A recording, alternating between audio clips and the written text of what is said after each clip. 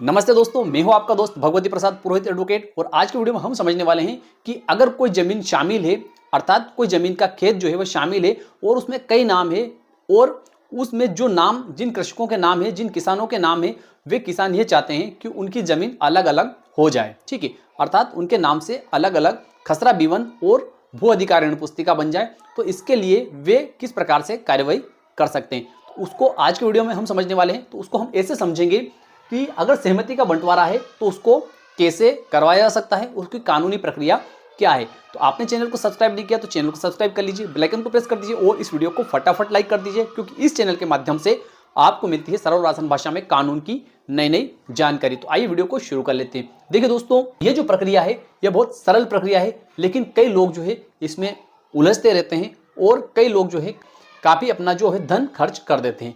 लेकिन इस प्रक्रिया में आपको बिल्कुल कम खर्च लगता है और वह सब प्रक्रिया मैं आज के वीडियो में आपको बताऊंगा।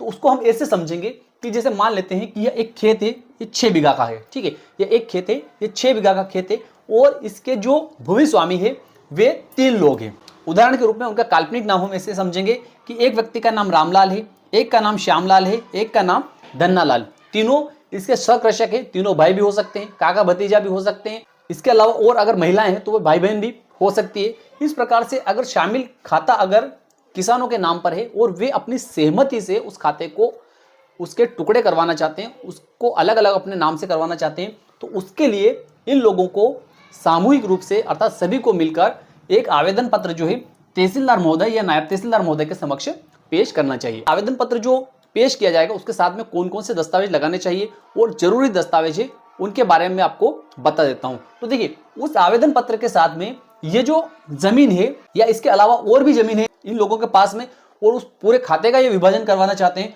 तो उस खाते की बीवन अर्थात किश्तबंदी खतौनी की प्रमाणित प्रतिलिपि और उसका खसरा जो है इन लोगों को उस आवेदन पत्र के साथ में तहसीलदार महोदय के समक्ष पेश करना चाहिए। ठीक है, इसके अलावा इन लोगों को अपने आइडेंटिटी कार्ड के रूप में आधार कार्ड या मतदाता परिचय पत्र या पैन कार्ड की छाया प्रति इनको साथ में लगाना चाहिए। और जो आधार कार्ड में, पैन कार्ड में और वोटर आईडी में अर्थात मतदाता परिचय पत्र में जो नाम लिखा है, जो सही नाम इनका है, वही नाम इनको आवेदन पत्र में भी लिखना चाहिए। ठीक है, उसके बाद में वह आवेदन पत्र जो तैयार होगा वह मध्य प्रदेश भू राजस्व संहिता की धारा 178 के तहत पेश होगा। ठीक है, जब तहसीलदार महोदय के समक्ष वह आवेदन पेश हो जाता है तो तहसीलदार महोदय के द्वारा क्या किया जाएगा कि इनके द्वारा एक विज्ञप्ति जारी की जाएगी। क्या किया जाएगा? विज्ञप्ति जारी की जाएगी। अर्थात जब तहसीलदार महोदय के समक्ष आवेदन पेश किया जाएगा तो उस आवेदन पेश करने की दिनांक से 30 दिन की विज्ञप्ति जारी होगी। कितने दिन की? ये 30 दिन की विज्ञप्ति जारी होगी। और इस 30 दिन के भीतर कोई भी व्यक्ति अगर तहसीलदार महोदय के समक्ष किसी भी प्रकार की कोई आपत्ति पेश करता है तो उस आपत्ति का निराकरण तहसीलदार महोदय या नायब तहसीलदार महोदय, जहां भी वो आवेदन 178 का पेश होगा, इनके द्वारा किया जाएगा।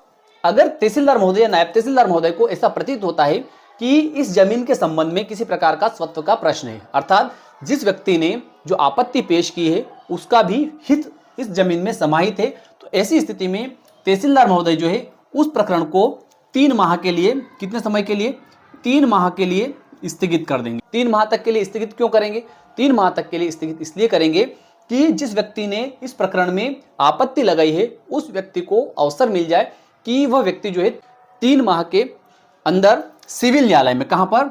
सिविल न्यायालय में जाए और सिविल न्यायालय से इस प्रकरण को, जो तहसीलदार महोदय के समक्ष प्रकरण विचाराधीन है, उस प्रकरण को स्थगित करवाए। ठीक, अगर यह व्यक्ति जो है जिसने आपत्ति लगाई है वह स्टे ले आता है कि यह प्रकरण जो है तहसीलदार महोदय के समक्ष नहीं चल सकता, इसमें जिस व्यक्ति ने आपत्ति की है उसका स्वतः अर्थात उसका हक निर्धारित करना है, तो ऐसी स्थिति में तहसीलदार महोदय जो है वे जब तक ये सिविल सूट चलेगा, सिविल दावा चलेगा, तब तक के लिए उस प्रकरण को स्थगित कर सकते हैं। ठीक है, अगर इस प्रकार की कोई आपत्ति विज्ञप्ति जारी होने के बाद में नहीं आती है या स्वत्व निर्धारण करने के लिए तहसीलदार महोदय के द्वारा सिविल कोर्ट जाने के लिए आपत्तिकर्ता को नहीं कहा जाता है, तो ऐसी स्थिति में तहसीलदार महोदय के द्वारा क्या किया जाएगा कि जहां पर यह खेत है, ठीक है, इस खेत से संबंधित जो गांव है उस गांव के मौजा पटवारी, ठीक है, को एक पत्र जारी किया जाएगा और पत्र जारी कर उनसे यह कहा जाएगा कि आप इतनी इतनी दिनांक को न्यायालय के समक्ष इस जमीन के संबंध में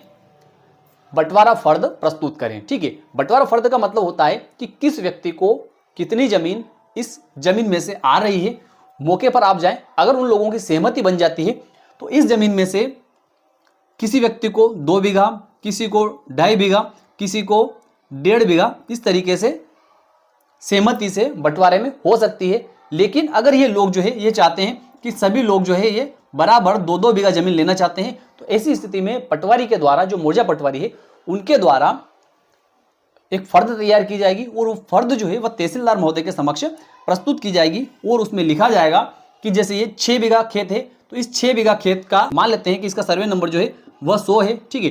तो 100/1, 2 और 3, ठीक है। तो उसमें ऐसे लिखा जाएगा कि ये रामलाल जो है, ठीक है, ये रामलाल जो है इसको 100/1, ठीक है। उसके बाद में ये श्यामलाल जो है इसको 100/2 और धन्नालाल जो है इसको 100/3, ठीक है।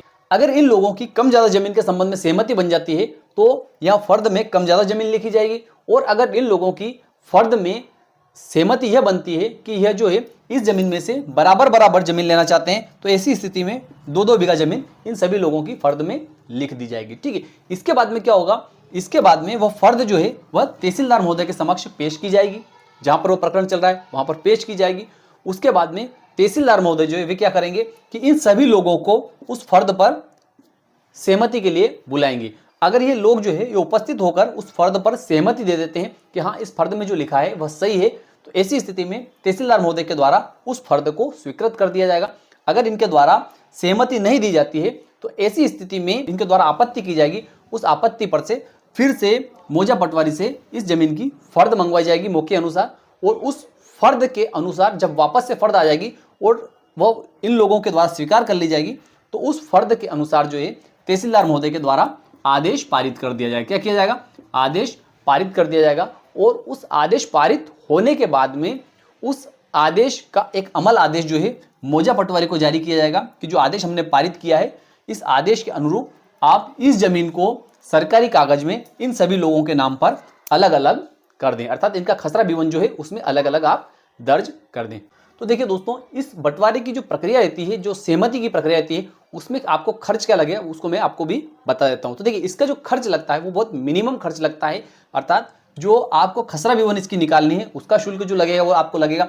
उसके बाद में तहसीलदार महोदय के समक्ष जब आप आवेदन पेश करते हैं तो इसका रजिस्ट्रेशन शुल्क जो लगता है वो मध्य प्रदेश में जो लगता है 140 रुपये के लगभग लगता है, तो वह आपका लगेगा, ठीक है। इसके अलावा आपका फोटो कॉपी चार्ज और इसका जो टाइपिंग चार्ज रहता है वो लगता है। इसके अलावा कोई भी शुल्क इसका अलग से नहीं लगता है। तो मैं विश्वास रखता हूं कि आज का वीडियो आपको अच्छा लगा होगा। अच्छा लगा तो इस वीडियो को लाइक कर दीजिए, अधिक से अधिक लोगों तक इसको शेयर कर दीजिए। फिर मिलते हैं अगले वीडियो में, तब तक के लिए जय हिंद जय भारत।